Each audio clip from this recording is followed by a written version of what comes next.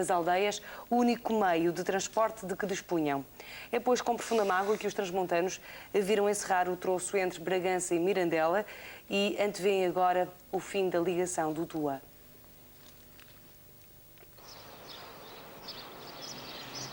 Quando, em dezembro de 1991, a CP suspendeu a circulação ferroviária entre Bragança e Mirandela, os transmontanos nem queriam acreditar. Para muitos era o princípio do fim da linha do Tua, que desde 1906 ligava o Nordeste ao resto do país, o único meio de transporte para os habitantes das aldeias mais isoladas. Teve muita pena e encontras muita falta. Aqui a carreira, hoje aqui com a carreira é um deserto. Daqui no comboio havia dias e dias de fazerem aí 100 contas de bilhetes. Os responsáveis da CP afirmaram na altura que se tratava de uma medida preventiva, pois a linha não oferecia segurança, e colocaram à disposição dos utentes um serviço rodoviário alternativo. A reação da população não se fez esperar e ao choque inicial sucedeu-se a raiva. Sequestraram as caminhonetas e exigiram nas ruas de Bragança o regresso dos comboios. A CP, por seu lado, continuou a reafirmar que se tratava de uma suspensão temporária e sublinhou que só o governo podia decidir o encerramento definitivo. Mas ao retirar o material que ainda mantinha em Bragança e ao dispensar os seus funcionários, matou definitivamente as esperanças de todos quantos ainda esperavam ver renascer esta linha. Um ano depois, a população ainda não se conformou. Temem que, à semelhança do que aconteceu na linha do Sabor, o serviço rodoviário acabe deixando-os sem alternativa.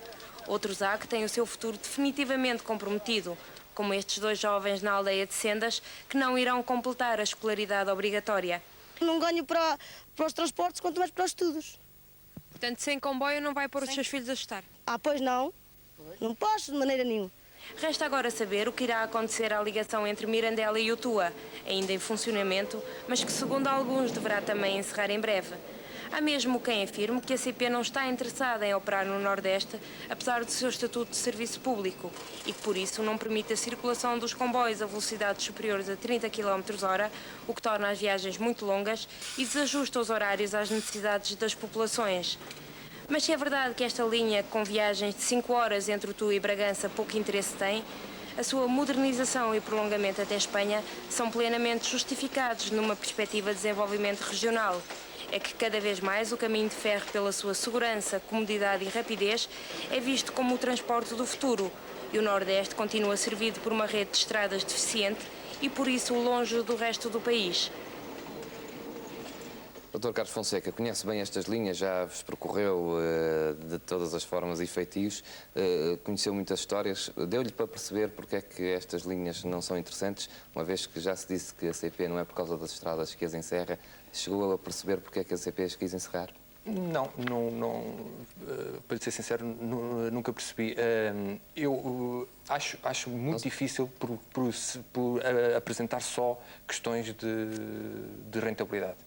Não se apercebeu de que, de facto, é uma linha que pouco usada, fica ali esquecida e que não há necessidade nenhuma de ter ali um comboio que exerce, um comboio que exige? Não tragam o seu transporte, e no Porto, não tragam o seu transporte até à cidade, utilizem o comboio, não é? E vai-se construir a linha de caminho de ferro na ponte 25 de Abril, porque não dizer a uma escala, claro, diferente para as pessoas entre Mirandela e Bragança o utilizarem também. Sim, porque hoje Bragança e Mirandela, e quando falo disso também falo de Macedo de Cavaleiros, não são propriamente aldeias. Desculpe, Dr. Maurício Levi, por exemplo, a rentabilidade económica justifica se a CP continua a ter prejuízos na ordem dos 30 milhões de contos.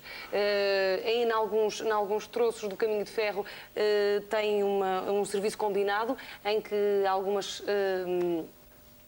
caminhonetes fazem o serviço e a CP ainda tem que pagar o excesso, o excesso do bilhete, portanto o preço real é 200 escudos, de comboio custava 90, portanto a CP ainda tem mais esse encargo. Portanto, aqui... Para que crescessem silvas e outros arbustos na linha do Val do Voga. E os arbustos cresceram. Hoje o apito do comboio já não chama o povo que trabalha nos campos para ir para as feiras. E aquela que é considerada uma das mais belas linhas ferroviárias do país está cheia de ferrugem. De outros tempos, há marcas que perduram. O sinal da passagem de nível com guarda ainda lá está. Mas já não é um sinal de vida. No entanto, traz à memória algumas recordações, lembranças de um passado recente que juntou gentes de todas as idades e de toda a parte. O transporte dos remediados, como ficou conhecido, conseguiu, entre cortes e recortes, durante o 25 de Abril, fazer 75 anos em novembro de 83. As bodas de diamante da linha do Val do Voga foram comemoradas com uma viagem de Aveiro a Viseu.